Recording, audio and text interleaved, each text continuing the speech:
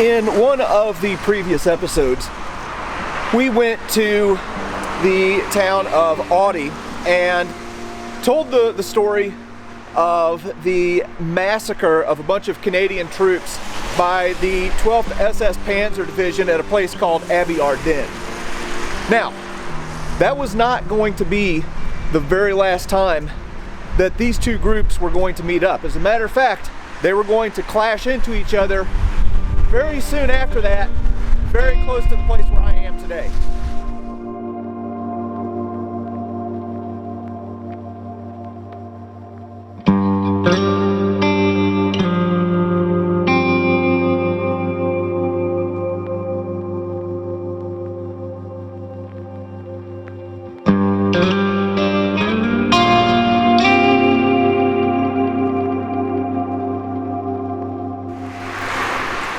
Now, after the tragic massacre at Ardennes, the 12th SS moved a little bit west to this town right here. This is the town of Rots.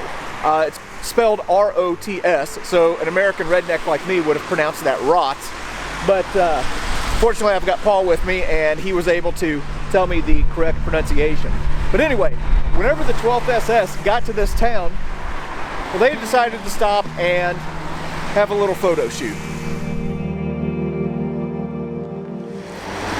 The photos that the 12th SS took here are pretty well known. You find them on the internet, pretty well circulated.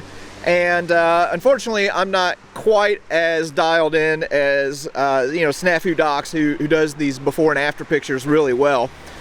And I didn't bring any of the pictures with me, but fortunately they have an information panel here that shows a lot of these pictures that these guys took that day. Now, probably the most well circulated and most well known would be this picture right here. And if you look, this picture was taken pretty close to the same spot. Well, that photo was snapped right here. All right, here's another one of the photos that those SS guys took. And if you look, you can get it in focus here. You can see, of course, here's some guys from the 12th SS. And if you look at this building right here, the one that says Con at the top, well, we can go right out here. And there is that very building that was in that photo, probably taken very close to where I'm standing right now. All right, here's yet another one. Now take a look at this building right here. If we go and face the other direction, if you see that building in the distance with the red rooftop, well, that's the same building. Okay, and one more. Again, if you look at this photo here on the panel, you can see this kind of a telephone pole here, and if you look at this brick fence, you see some diamond-shaped cavities that run along the side there. Okay, and that's just, probably 25 yards from me. All right, and here we go with what it looks like today. Now, obviously, the light pole is different. Get out of the road so I don't get hit. But you can see there are those diamond-shaped cavities in this brick fence all along this road. And then the building that you kind of saw in that photo is right here. It's now a bakery.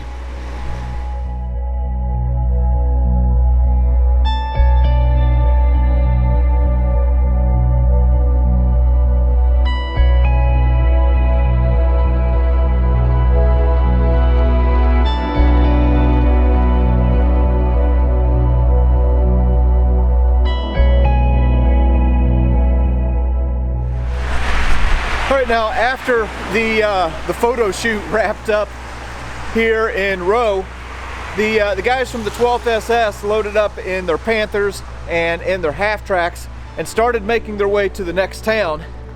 And what they didn't know is that it was going to be their turns to stick their head into the buzzsaw.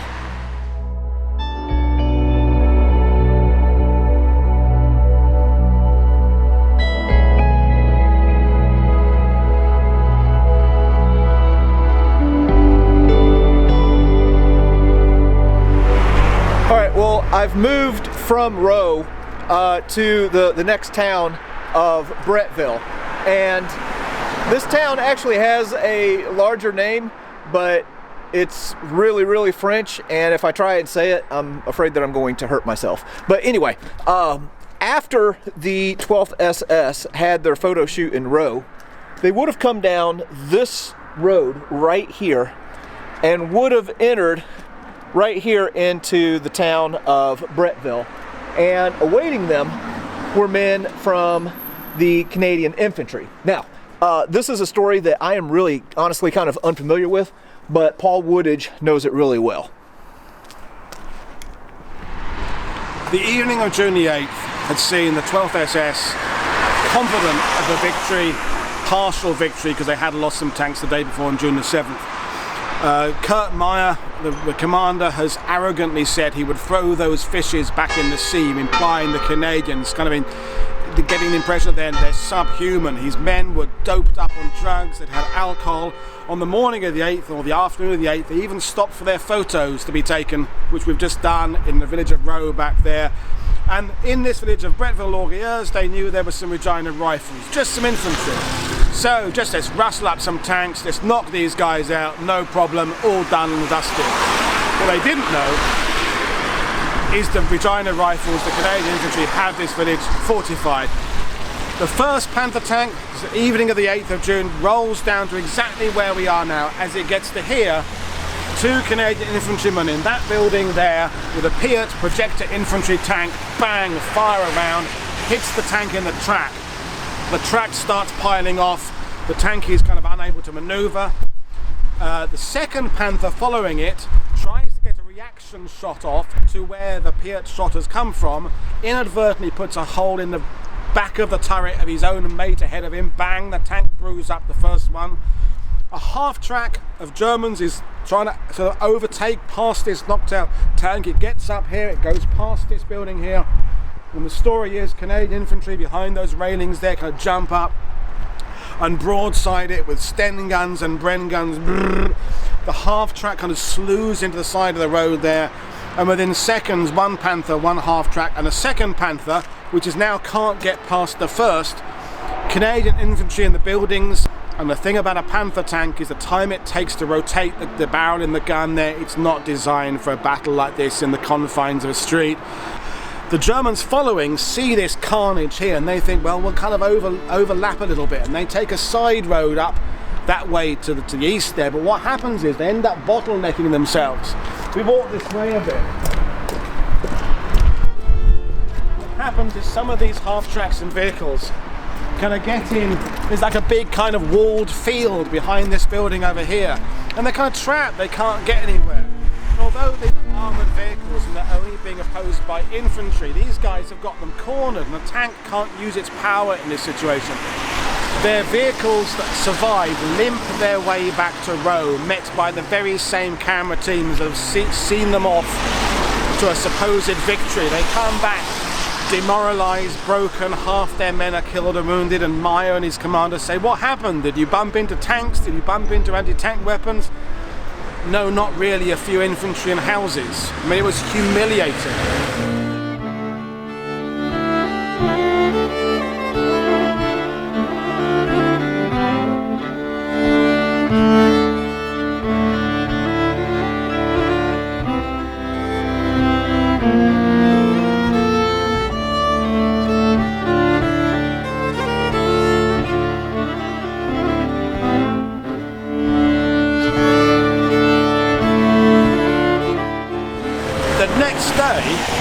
Kurt Meyer and his SS, they will now just try and eradicate this village off the face of the map. They are really angry now. And another column of this time 12 Panther tanks are sent to outflank the town from the south and come in over a railway line and hit the town there. And again, this meets with complete disaster. The Regina Rifles are well defended and fortified in a wood just south of town. And although they're starting to lose their positions and these Panther tanks are looking like they're going to break through, suddenly to the rescue, a unit of Sherman Fireflies, the up-gunned Sherman with the bigger gun, that are actually being brought by their delivery drivers essentially to join a new unit, are kind of coming in.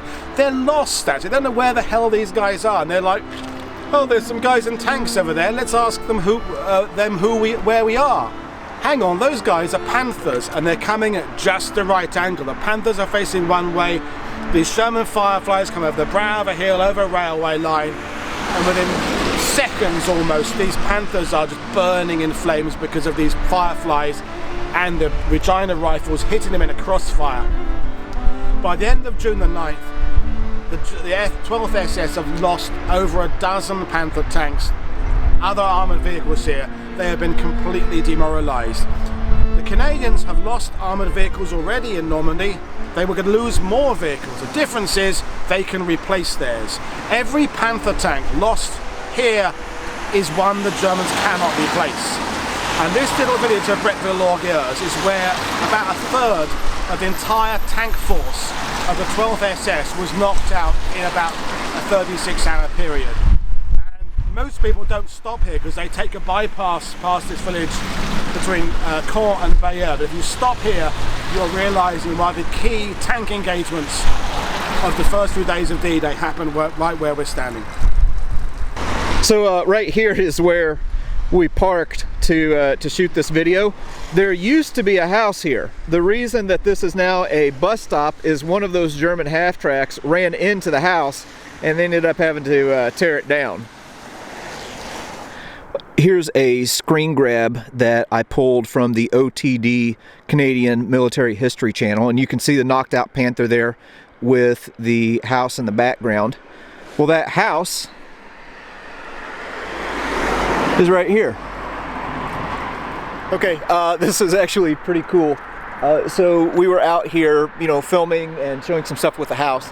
The owner of the house came out and was walking his dog, talked to us for a little bit. His English is pretty good, and he said, wait a minute, and he ran back into his house and came back out, and he knew that we were big, you know, World War II history buffs, I guess, you know, since we're out here looking like dummies with a camera. And he decided to give me a piece of shrapnel that he dug up out of his garden from the battle here at Bretteville. So yeah, that's kind of cool.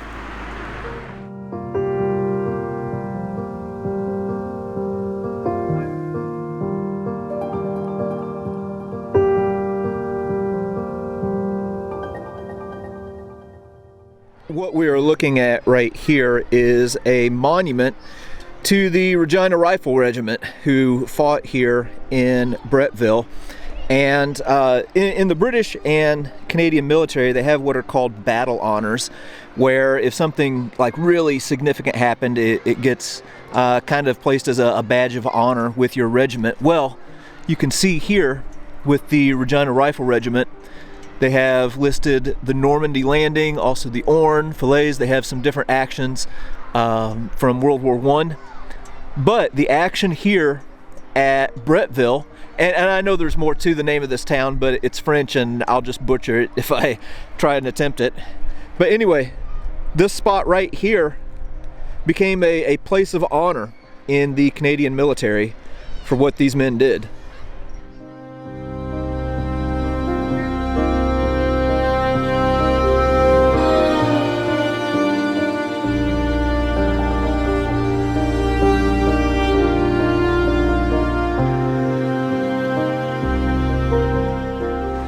All right, well, there you go. That is the story of one of the other clashes between the Canadian infantry and the 12th SS here in the Battle of Normandy. I'll tell you what, obviously being an American, I'm always going to be more familiar with the American stories, but I'm taking a greater and greater interest in what the Canadians and the British did, because like what happened here in Bretteville is just an absolutely amazing story, and it really typifies a lot of what you see in the Battle of Normandy in this area, like behind Sword Beach and Juno, where you know, if the Americans are typified by a lot of movement, here it's just a lot of attrition and grinding action, and having like the Germans win one day and then the Allies the next. But it's all very compelling and all very important to the overall success of the Battle of Normandy. Now, if you want to learn more about what happened with the Canadians and the British, I would suggest going to World War II TV. That's an excellent resource. There's another channel called OTD Canadian Military History that is also really, really good. But anyway, that was the story of the Canadians here at Bretteville.